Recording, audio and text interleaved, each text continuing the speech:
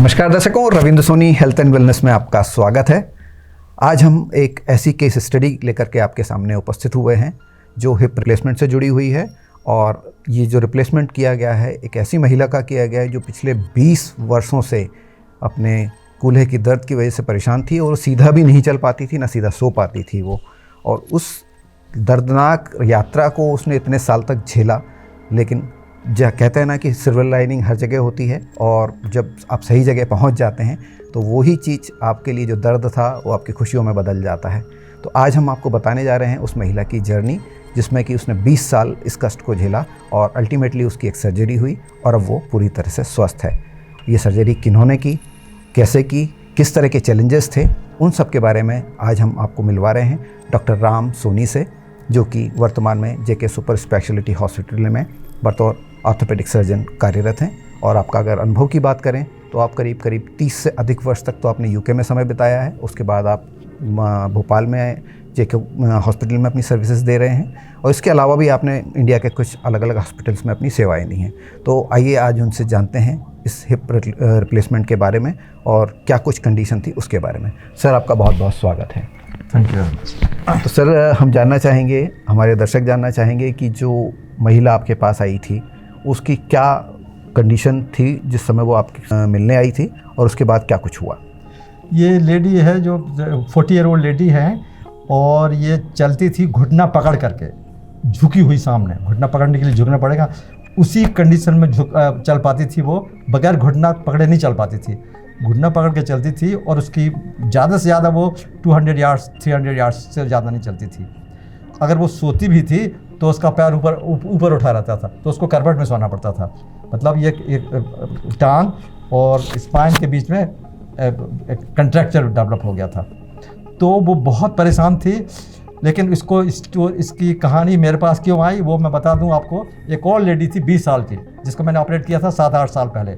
उसकी भी 2 इंच टांग छोटी हो गई थी, और वो उसका हस्बैंड शायद IT में है। वो सब जगह दिखा के आया, बेंगलोर में दिखाया, नागपुर में दिखाया, मेरे पास आया। 20 साल की लड़की, शादी हुई थी उसकी 6 महीने पहले। तो उसका मैंने हिप रिप्लेसमेंट किया, और वो उसका हस्बैंड ने पूछा कितना कास्ट होगी, मैं सब बताया। 7 ईयर्स और पुरानी बात हो गई। तो मैंने जो कास्ट बताया वो सबसे ज़्यादा थी।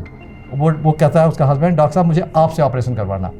द रीज़न वॉज कि मैं उसको ऐसा इम्प्लांट डालना चाहता था, मेड इन USA वाला, जो लाइफ लॉन्ग चले। अभी तक मैं नहीं समझता, मेरे को नॉलेज में नहीं है कि इंडियन इम्प्लांट की लॉन्ग टर्म में सर्वाइवलशिप है कि नहीं है। तो हमें उसमें कोई, हम तो लिखते हैं कि हिप फॉर लाइफ, उसके लिए I need the best implant. Anyway, उसको हमने ऑपरेशन किया और वो शी इज़ वेरी हैप्पी। इसकी इमोशनल साइड भी है इस स्टोरी की, कि पेशेंट की 6 महीने पहले शादी हुई थी, और वो naturally want to have a family, लेकिन she could not conceive because of the problem with the hip. तो फिर जब मैंने ऑपरेशन किया, उसको मैं ऑपरेशन के बाद रिकवरी में देखने गया, तो मेरे से पूछती है लेडी, डॉक्टर क्या मैं प्रेग्नेंट हो जाऊंगी? तो आई फेल्ट सो हैप्पी कि she is going to have normal life. And अभी फिर 6 महीने पहले मेरे पास आई थी, और she has got 2 happy children and she is leading a totally normal life. Okay, now regarding this case जो मैंने अभी किया 1 हफ्ते पहले, तो वो लेडी जो है वो घुटना पकड़ के चलती थी। तो उन्होंने जो पहले ऑपरेशन था, उस पहले पेशेंट को जो ऑपरेशन किया था, उन्होंने बताया कि आप कहीं मत जाइए डॉक्टर सोनी के अलावा। एनीवे, शी केम हियर और हमने ऑपरेट किया, और she is walking normal totally at present. तो सर, जो उनकी कंडीशन थी, जो हिप की बात करी आपने, हिप रिप्लेस किया था, तो वो ऐसी क्या प्रॉब्लम थी उस हिप में जिसकी वजह से उनको बेंड होकर के चलना पड़ता था? देखिए, उसका एक तो टांग छोटी थी, और दूसरी जो हिप का जो हेड पार्ट होता है ना, ये वाला, ये बिल्कुल कोलैप्स हो गया था। तो इसकी वजह से उसकी टांग छोटी हो गई थी, और यहाँ पे सामने मसल्स होती हैं यहाँ से यहाँ तक, वो सब टाइट हो गई थी जी। उसको, जिसको हम अगर बोला टेक्निकली 70% फ्लेक्शन कंट्रैक्चर था, पैर ऐसा रहता था उसका। तो अब हमें बड़ा चैलेंज था ऑपरेशन किए, क्योंकि हमें मसल रिलीज़ करना, ट्रांसप्लांट करना, बहुत सारे चैलेंजेस थे हमको operation. Anyway, operation lasted for about 3.5 hours, और हमने स्पेशल इम्प्लांट डाला, उसका साइज़ छोटी थी, और it went very well. Most of she did well. And अभी मेरे को 2 हफ्ते पहले आई थी, she is walking totally normal at present. जी, तो सर अब इसके बाद हम आगे बढ़ते हैं और अब आते हैं हमारे मूल सब्जेक्ट पे, यानी हिप रिप्लेसमेंट के बारे में। तो अक्सर ये माना जाता है कि सब तो हिप जो है इसकी प्रॉब्लम ओल्ड एज में होती है और यंग एज में नहीं होती है। तो ये एक मिथ है या सत्य बात है? और दूसरा ये है कि कब आपको हिप रिप्लेसमेंट के लिए चले जाना चाहिए? जैसा कि इस केस में आपने बताया कि उस महिला ने 20 साल कष्ट झेला, तो अगर इस तरह का कष्ट है तो कब ऐसे आपको रेड फ्लैग साइंस दिखाई दें और आपको हिप रिप्लेसमेंट के बारे में सोचना चाहिए? आपने 3-4 क्वेश्चन एक साथ में पूछ लिए हैं। देखिए, जहाँ तक एज का सवाल है, आजकल हम ऑपरेशन दो डिफरेंस है यूके की प्रैक्टिस में और इंडिया की प्रैक्टिस में। यूके में यूजुअली ओल्ड एज के पेशेंट आते हैं, अपने यहाँ आते हैं यंग पेशेंट। वो रीज़न उसका ये है, जो यूजुअली या तो स्टेरॉयड लेते होते हैं या ये अल्कोहल से हिप खराब हो जाता है, जिसको हम लोग बोलते हैं एवीएन, एवास्कुलर नेक्रोसिस। बहुत सर आपने जैसे बताया कि अल्कोहल से हिप खराब हो जाता है, तो कैसे रिलेशन है अल्कोहल का हिप रिप्लेस के खराब होने से? देखिए, अब बहुत ऐसा सवाल पूछ रहे हैं। अल्कोहल से होता क्या है कि ब्लड सप्लाई इस पार्ट की कम होती है, धीरे धीरे अल्टीमेटली ख़त्म हो जाती है हेड की ब्लड सप्लाई अल्कोहल की वजह से। उसके बहुत सारे टेक्निकल रीजंस है, मैं उसमें डिटेल में नहीं जाऊंगा, लेकिन ये बहुत कॉमन प्रॉब्लम है इंडिया में, मैंने नोटिस किया। हालांकि अल्कोहल वो लोग भी पीते हैं, लेकिन समहाउ उनके हिप इफेक्ट नहीं होते, बिकॉज दे हैव गॉट, उनको पीने की टॉलरेंस बहुत ज़्यादा है अल्कोहल की। अपन लोग थोड़ा सा, इंडियन लोग जो है ना, they are very sensitive for alcohol. थोड़ी अमाउंट लेंगे but they get very intoxicated.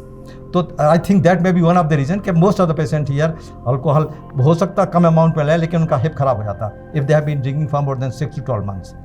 तो सब मेन प्रॉब्लम होती है ब्लड सप्लाई की, यहाँ पे वो खराब हो वो बंद हो जाती है और फिर ये हिप कोलैप्स हो जाता है। जी, तो सर मेरे क्वेश्चन का भी बाकी 2 पार्ट बाकी हैं। हाँ। तो इसमें एक तो ये है कि जो मैंने आपसे पूछा था कि कौन से ऐसे रेड फ्लैग साइंस दिखाई दें तब आपको हिप रिप्लेसमेंट के बारे में सोच लेना चाहिए या चले जाना चाहिए? देखिए, सबसे पहला साइन होगा था पेन।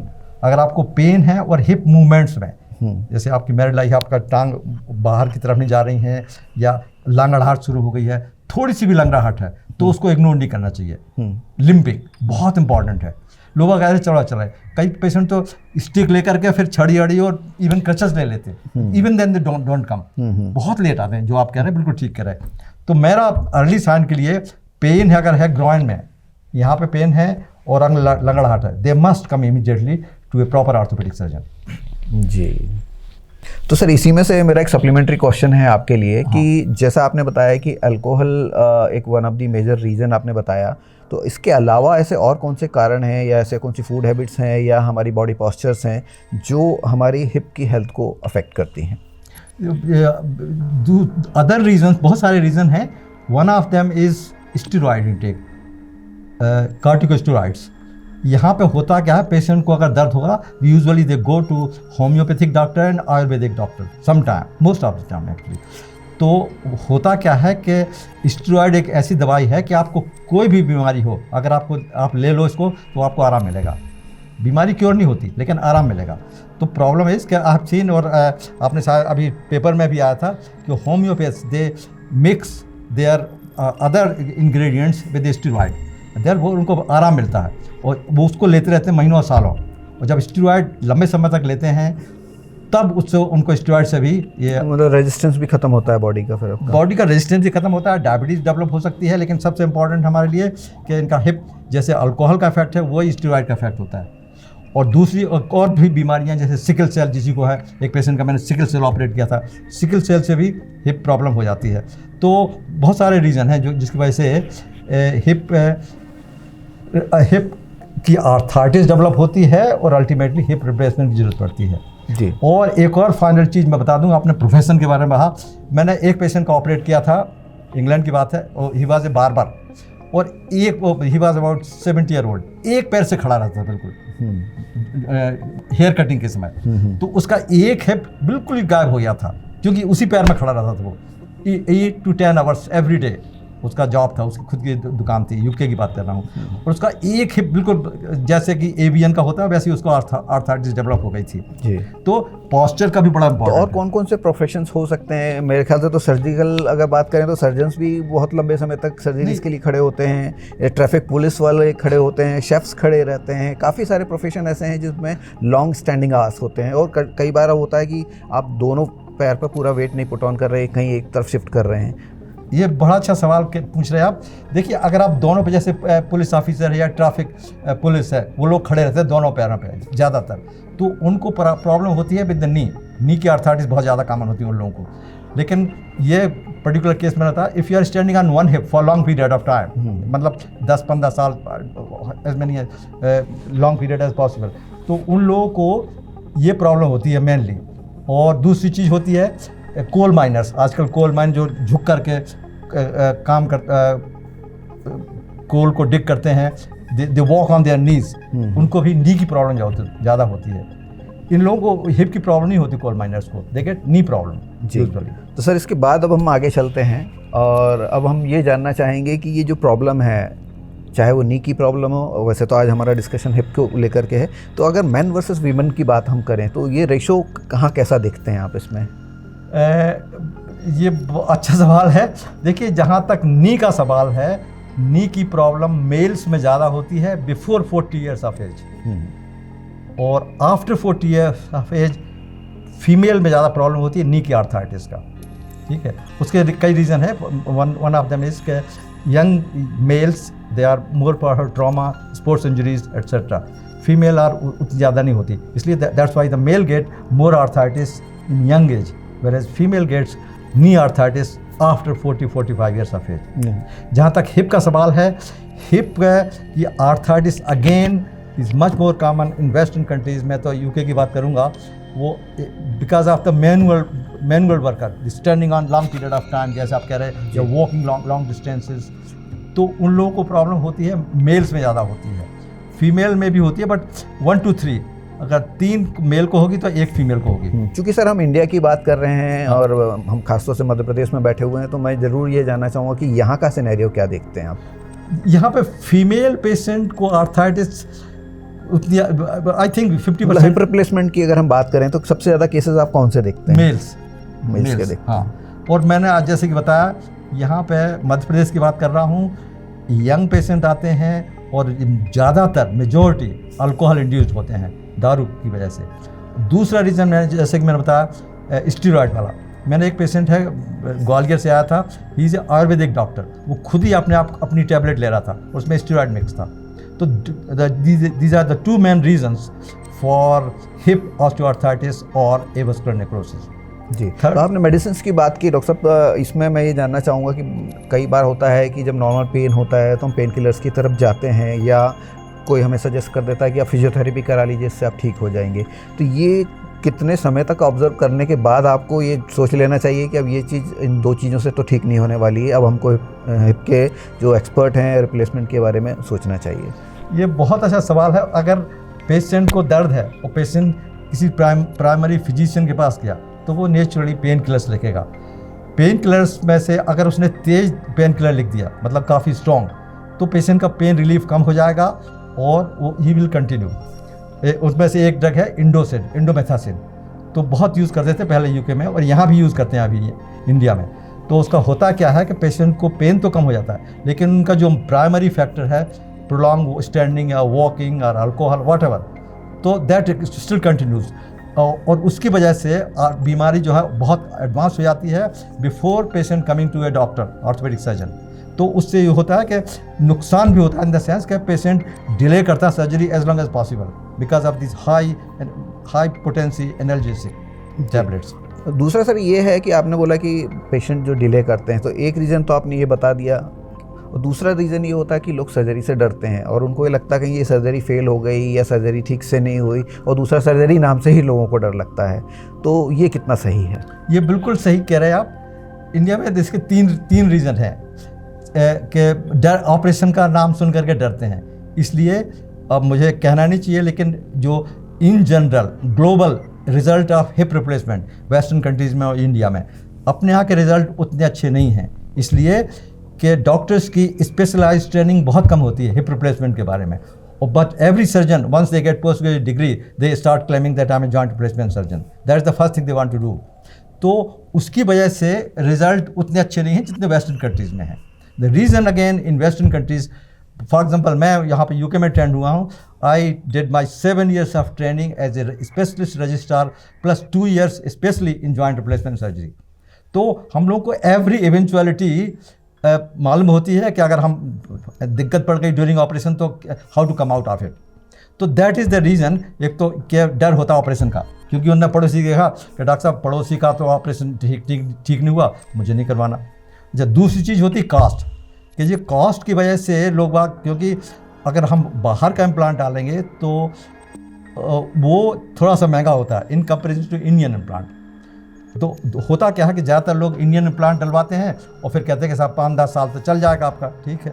तो पहली चीज़ तो है कि इंडियन इम्प्लांट के लॉन्ग टर्म के रिजल्ट अभी इंडिया में अवेलेबल नहीं है विद इंडियन इम्प्लांट, वेरएज जो वेस्टर्न इम्प्लांट है मेड इन यूके और यूएसए, उनके रिजल्ट हमें 40-50 साल के मालूम है कि ये पर्टिकुलर हिप हमने डाला था और ये 40 years 50 years तक कोई परेशानी नहीं करता जी। तो बहुत दैट इज़ अनदर रीज़न जी। डॉक्टर साहब, इसी से जुड़ा हुआ एक सवाल मैं पूछना चाहूँगा आपसे, क्योंकि आपने करीब 30 साल से अधिक अपना समय यूके में और लंदन में बिताया और आपने काफ़ी रिगरस ट्रेनिंग ली, काफ़ी उसके फील्ड में काम करने की कोशिश की और काफ़ी सर्जरीज़ आपने, थाउजेंड्स ऑफ सर्जरीज़ आपने बताया कि की हैं। तो ओवर द ईयर्स ये जो हिप रिप्लेसमेंट की टेक्नोलॉजी है या हिप रिप्लेसमेंट से जुड़े हुए जितने भी नेसेसरी इक्विपमेंट्स और बाकी चीज़ें हैं, वो 35 ईयर्स या 40 ईयर्स पहले अगर हम जाते हैं और वहाँ से आप आज वापस 2026 पर आते हैं, तो कितना बदलाव आपने देखा?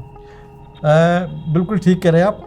देखिए, 20 से 26 साल पहले आज से हम यूके में भी और यहाँ भी अब मरीज से कहते हैं कि भैया यह ऑपरेशन आपका 10-15 साल चलेगा।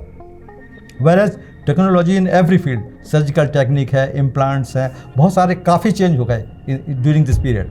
और उसकी वजह से ये जो हम हिप डालते हैं उसको हम लोग बोलते हैं hip for life. Hip replacement is the best operation of the century because orthopedics can be say.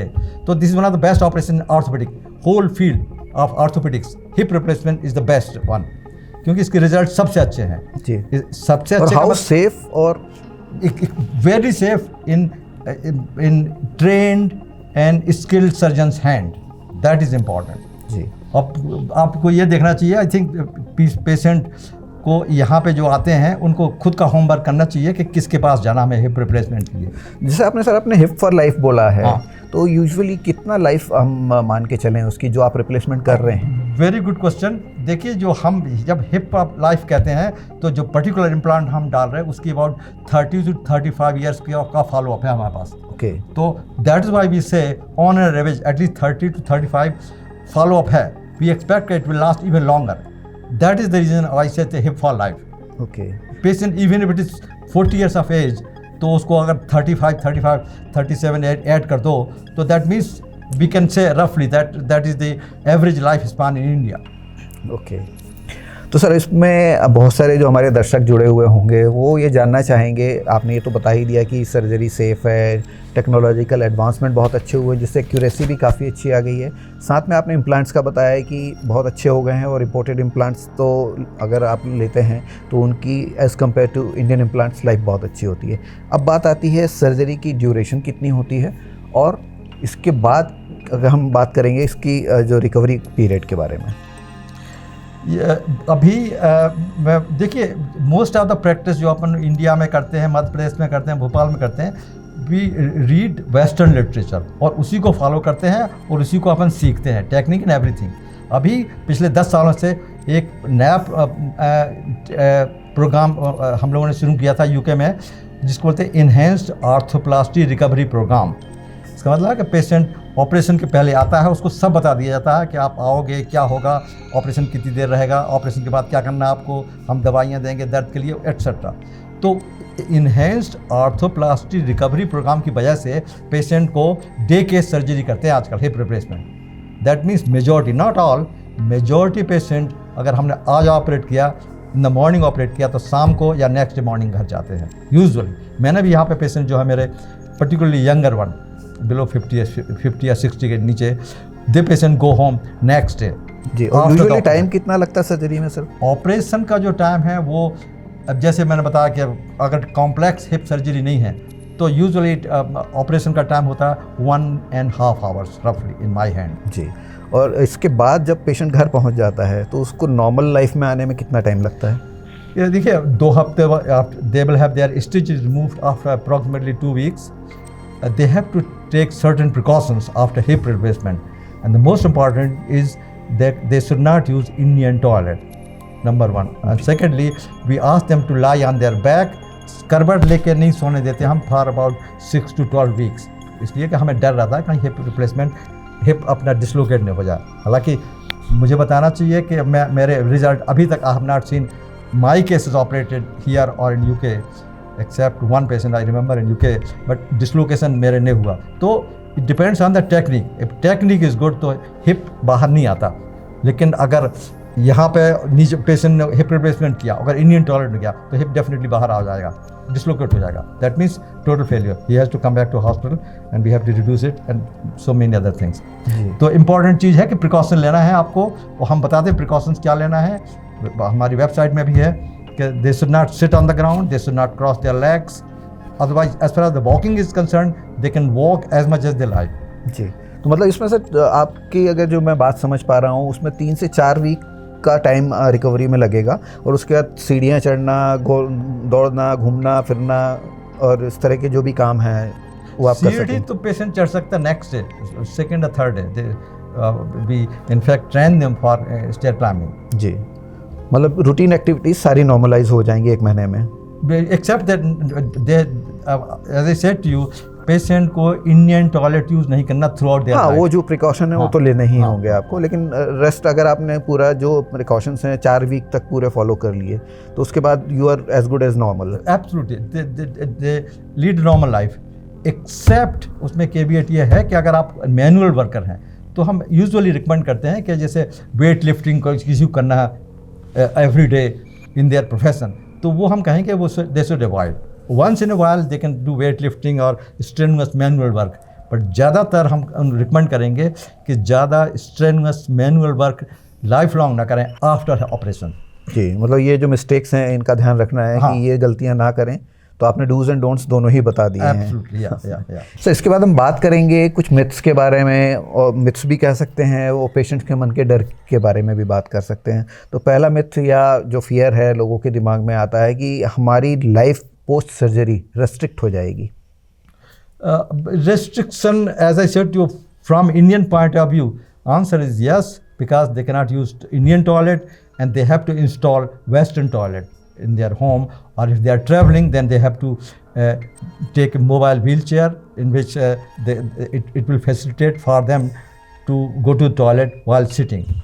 So that is most important thing in India. Secondly, I would not advise them to sit on the ground, जैसे पूजा के लिए ज़मीन में बैठना, वो we don't recommend, although some patient do that at home. और मेरे को पेशेंट कहते डॉक्टर साहब मैं तो सब कर सकता हूँ, मैं कहता हूँ प्लीज़ डोंट डू इट।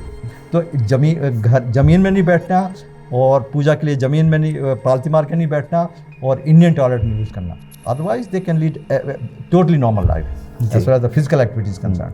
तो दूसरा ये भी कहा जाता है मिथ कि यंगर एज में नहीं कराना चाहिए, इसको जितना लिंगर ऑन करें आगे जाके कराइए, यंग एज में करा लोगे तो आगे दिक्कतें आएंगी, ये कितना सही है? ये बिल्कुल आप अच्छा सवाल पूछ रहे हैं। दिस वाज द स्टेटमेंट हम as a doctor, as a orthopedic surgeon tell the patient कि भैया तो ये 26 ईयर्स को, आज से 20-25 साल पहले यही कहते थे कि भैया आपका हिप रिप्लेसमेंट 15-20 साल चलेगा। दैट्स वाई कई बार तो पेशेंट कहते हैं कि भैया आप घर जाओ तो गोली खाओ, फिर यार अब 45-50 जब तुम 60 के हो जाओ तब आना ऑपरेशन के लिए। और दूसरी चीज़ ये थी कि दोज हु आर ओवरवेट मतलब जिनका 100 किलोग्राम 100 से ज़्यादा किलोग्राम है, तो भी हम कहते थे उन दिनों 20-30 साल पहले कि आप वज़न कम कर लो फिर हम आपका हिप रिप्लेसमेंट करेंगे। आजकल हम चूँकि मैं कह रहा हूँ कि टेक्नोलॉजी अच्छी है, सर्जिकल टेक्निक बहुत अच्छी है, छोटा चीरा से ऑपरेशन करते हैं, वेस्टर्न इम्प्लांट डालते हैं। तो मैं जैसे मैंने कहा we do hip for life operation, मतलब आपका हिप लाइफ चलेगा। और दूसरी चीज़ ये है कि जो आपने कहा पेशेंट को अर्ली आना चाहिए ऑपरेशन के लिए, अगर आप लेट आते हैं तो हमें और दिक्कत होती है ऑपरेशन में टेक्निकली, और रिजल्ट कई बार कंप्रोमाइज़ हो जाते हैं। तो इसलिए if they come early in the early stage of disease. और दूसरी चीज़ है hip replacement for life, it will last for life long जी। As I said, this one of the best operation in orthopedic surgery. तो sir आपका अगर अनुभव देखा जाए और आपकी नंबर ऑफ़ सर्जरीज देखी जाएँ, ह्यूज नंबर, और चाहे वर्षों की बात करें चाहे सर्जरीज़ की बात करें, तो इससे अगर इसका निचोड़ अगर हम निकालें और हम बात करें कि surgical advancement, surgical expertise, skill, सारी बातें अपनी तरफ हैं ही, लेकिन साथ में जो इमोशनल पार्ट होता है वो किस तरह से पेशेंट को एज वेल एज आपको हेल्प करता है?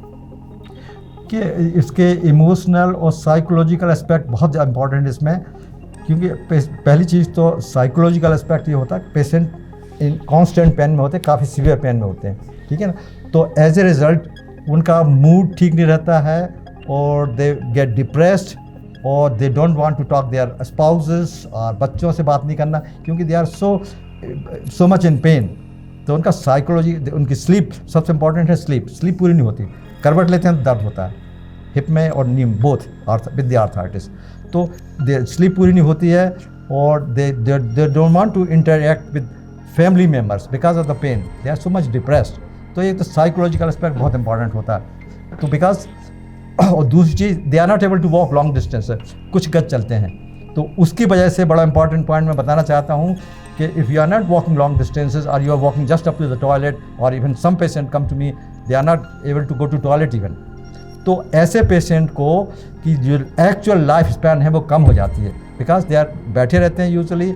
एज ए रिज़ल्ट उनको जो है ना, हार्ट की एक्सरसाइज नहीं हो जाती, लंग्स की एक्सरसाइज नहीं हो पाती, और they develop deep vein thrombosis, पेशाब में इन्फेक्शन शुरू हो जाता। तो बहुत सारे कॉम्प्लिकेशन होते हैं, and eventually your life span is reduced if you are not walking normal distances, जो भी आपकी लाइफ स्टाइल अलाउ करती है। तो हम तो ये भी कहते हैं आजकल कि आपने अगर हिप रिप्लेसमेंट करवाया या नी रिप्लेसमेंट करवाया तो your life will increase approximately by 7 years। Okay. हाँ। तो सर इसमें बात ये निकल के आ रही है, जो आपका एक्सपीरियंस कह रहा है उससे, कि आपकी प्रोफेशनल लाइफ और पर्सनल लाइफ, ये दोनों ही अगर आप पेन में हैं तो अफेक्ट कर रही है, और उसके बहुत सारे कॉन्सिक्वेंसेस जुड़े हुए हैं। अगर आप सर्जरी करा लेते हैं तो वो कॉन्सिक्वेंसेस की बात आती ही नहीं है, और अपने आप वो सारी चीज़ें डिस्पर्स हो जाती हैं। एम आई राइट? एब्सोल्युटली, बिल्कुल ठीक कह रहे हैं आप। तो पेशेंट जिसको बोलते हैं quality of life, for example patient are not able to sleep properly, उनने करवट लिया और दर्द होता है, नींद खुल जाती है। तो ये बहुत इंपॉर्टेंट फैक्टर हमारे लिए, one of the factor. For example they can not tie the shoelaces, जूते नहीं पहन पाते, झुक नहीं पाते सामने की तरफ। तो बहुत सारी चीज़ें उनको, दे आर डिपेंडेंट, जूते पहनने के लिए भी रिश्तेदार या किसी की हेल्प की ज़रूरत पड़ती है। तो क्वालिटी लाइफ बहुत अफेक्ट हो जाती है। तो हिप रिप्लेसमेंट के 2 पर्पस हैं, एक तो पेन रिलीफ होगा, नॉर्मल वॉकिंग हो गया, and it will improve your quality of life to almost normal. जी। तो सर चलते चलते हम जानना चाहेंगे, जो दर्शक हमारा ये एपिसोड देख रहे हैं उनके लिए क्या संदेश है आपका? हम तो संदेश ये है कि आप ज़्यादा देर घर में मत रहिए, आप दर्द को मत सहिएगा। अगर आपको तकलीफ़ है ग्रोइन में या हिप के पास, या आप लंगड़ा रहे हैं, आपकी नींद डिस्टर्ब हो रही है, तो आप तुरंत एक्सपर्ट ऑर्थोपेडिक सर्जन के पास जाइएगा।